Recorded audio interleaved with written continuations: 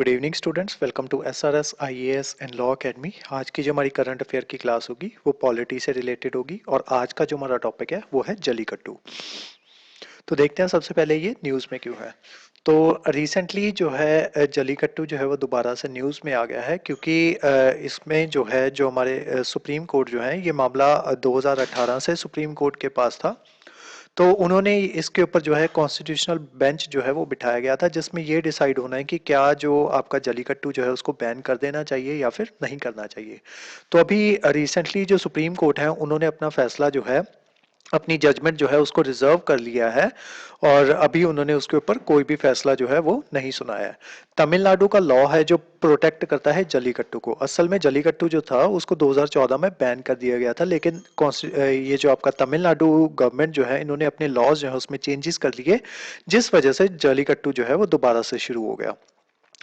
तो तमिलनाडु के जो लॉज जो हैं जो प्रोटेक्ट करते हैं जलीकट्टू को, ये क्लेम करके कि जो बुल टेमिंग है वो एक तरीके का स्पोर्ट है और ये कल्चरल हेरिटेज जो है उस स्टेट की उसको प्रोटेक्ट करने के लिए अंडर आर्टिकल 29 क्लॉज 1, तो उस वजह से ये जो है जलीकट्टू इन्होंने दोबारा से स्टार्ट कर दिया है। While these practices may be deeply rooted in the culture and traditions of certain communities, there are often controversial and have been criticized by animal welfare advocates।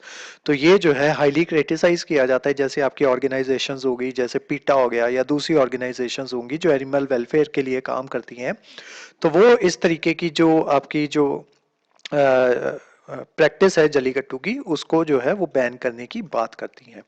तो अब देखते हैं जलीकट्टू है क्या। Jallikattu is a traditional sport that is popular in Indian state of Tamil Nadu. तो ये तमिलनाडु का sport है। तो उसमें जो है इसमें क्या किया जाता है, जो एक वाइल्ड बुल जो होता है, बैल होता है, उसको खुला छोड़ दिया जाता है क्राउड में, और जो पार्टिसिपेंट्स होते हैं वो उसकी जो बुल का जो हम्प होता है उसके ऊपर राइड करने की कोशिश करते हैं और साथ में उसको खंजर के साथ ग्रैब करते हैं बुल को एज लॉन्ग एज पॉसिबल और attempt to bring it under control, कि उसकी जो हम्प होता है उसके ऊपर राइड कर जितना देर तक राइड कर सके वो राइड करते हैं और अटेम्प्ट करते हैं कि बुल जो है उसको कंट्रोल में लाया जा सके। It is celebrated in the month of January. जनवरी के मंथ में इसको सेलिब्रेट किया जाता है during the Tamil harvest festival Pongal. तो जब पोंगल जो है मनाया जाता है तमिलनाडु में, तब वहां पे जनवरी के मंथ में जलीकट्टू भी परफॉर्म किया जाता है। अब देखते हैं कि इससे एसोसिएटेड कंसर्न्स जो है वो क्या है। The primary question involved was whether jallikattu should be granted constitutional protection as collective cultural right under article 29 clause 1। कि सबसे पहला जो इसमें कंसर्न ये है कि क्या जलीकट्टू को हमें आर्टिकल 29 क्लॉज 1 के तहत प्रोटेक्शन जो है वो प्रोवाइड करवा देनी चाहिए। The court examined if the law perpetuate cruelty to animals or were actually a mean to ensure the survival and well-being of native breed of bulls। तो बेसिकली वहाँ के लोग जो है उनका ये कहना है कि ये जो है ये हम उनकी वेलबींग के लिए जो नेटिव जो बुल्स जो है वहाँ के या उनकी ब्रीड की सर्वाइवल के लिए हम ये जो है प्रैक्टिस जो है जलीकट्टू की वो की जाती है। उसके अलावा द 5 जज bench heard parties on whether a new Jallikattu law were relatable to Article 48 of the Constitution। तो जो आपका Article 48 of the Constitution जो है वो क्या बात करता है, which urge the state, ये state को कहता है कि to endeavor to organize agriculture and animal husbandry on modern and scientific lines।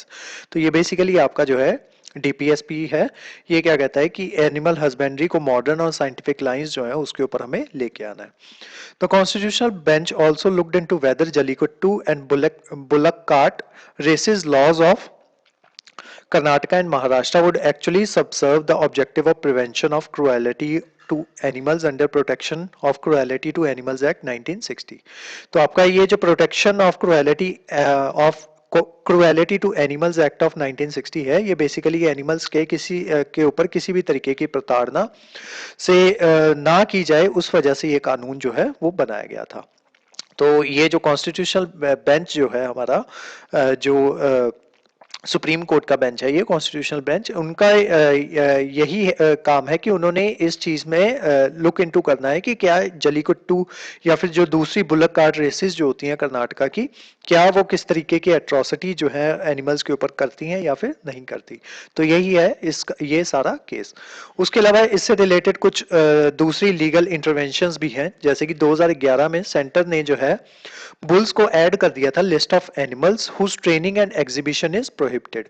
तो 2011 में सेंटर ने बुल्स को उन एनिमल्स की लिस्ट में इंक्लूड कर दिया जिनको जो है ट्रेनिंग जो है वो नहीं दी जा सकती और एग्जीबिशन के लिए भी उन्हें नहीं लगाया जा सकता। The supreme court banned jallikattu through a judgement in May 2014। तो 2014 में इन्होंने जलीकट्टू को बैन ही कर दिया था सुप्रीम कोर्ट में। कौन सा केस था वो? Animal welfare board of India versus A Nagarajan case on the grounds of cruelty to animals. Case में एनिमल्स जो है उनके ऊपर क्रुएलिटी जो है वो होती है, तो इस वजह से उन्होंने जलीकट्टू को बैन ही कर दिया। लेकिन 2018 में क्या हो गया कि सुप्रीम कोर्ट ने ये जो मैटर था जलीकट्टू केस वाला, ये कॉन्स्टिट्यूशनल बेंच जो है उसको सौंप दिया, जहां पे ये अभी तक पेंडिंग है। ठीक है, तो अभी दोबारा से ये जो है न्यूज में आया था और अब दोबारा से जो ये जो आपका बेंच है उन्होंने जो इसके ऊपर किसी भी तरीके की टिप्पणी देने से मना कर दिया है। अब देखते हैं कि एसोसिएटेड लीगल इंटरवेंशंस में आगे देखते हैं। The bone of contention is the prevention of cruelty to animals act 2017। तो 2017 में जो आपके ये जो है तमिलनाडु जो गवर्नमेंट है उन्होंने अमेंडमेंट ला दी इन दोनों लॉज में। एक तो prevention of cruelty to animals और दूसरा है prevention of cruelty to animals rules of 2017, तो जिसमें स्पेशली जलीकट्टू की बात की जाती है। तो इन्होंने इसमें अमेंडमेंट्स करके जो गेट्स जो थे री ओपन कर दिए for the conduct of popular bull taming sport in the name of culture and tradition despite a 2014 ban by supreme court.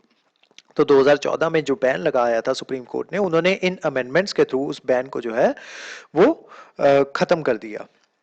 अब देखते हैं कुछ आर्गुमेंट जो वहां के लोग जो है फेवर में देते हैं कि जलीकट्टू जो है वो परफॉर्म होना चाहिए। अब दो तरीके के लोग हैं, कुछ चाहते हैं कि जलीकट्टू जो है वो नहीं होना चाहिए, दूसरे चाहते हैं जलीकट्टू जो है वो होना चाहिए। अब जो चाहते हैं कि जलीकट्टू परफॉर्म किया जाना चाहिए उनके आर्गुमेंट्स क्या है वो देखते हैं।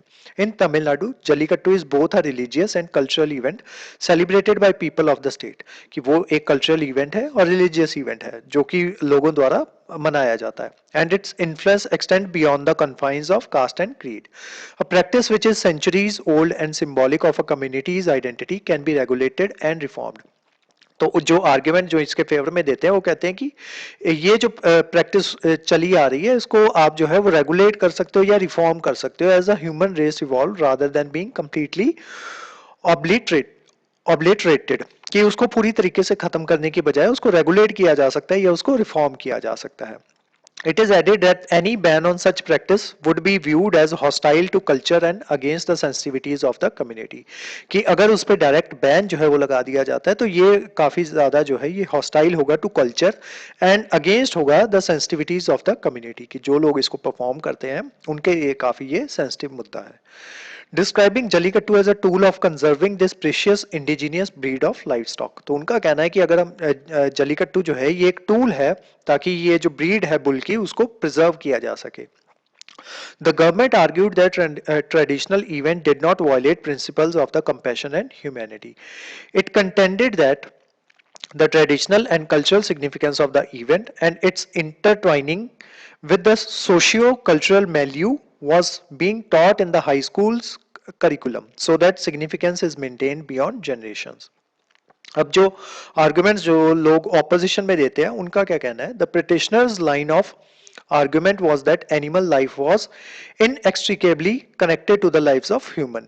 Liberty was inherent in every living being, whether it be in any form, कि जीने का अधिकार जो है वो सबको है, चाहे वो इंसान हो या फिर जानवर हो। तो जो ऑपोजिशन में जो है इसके जलीकट्टू के उनका ये मानना है।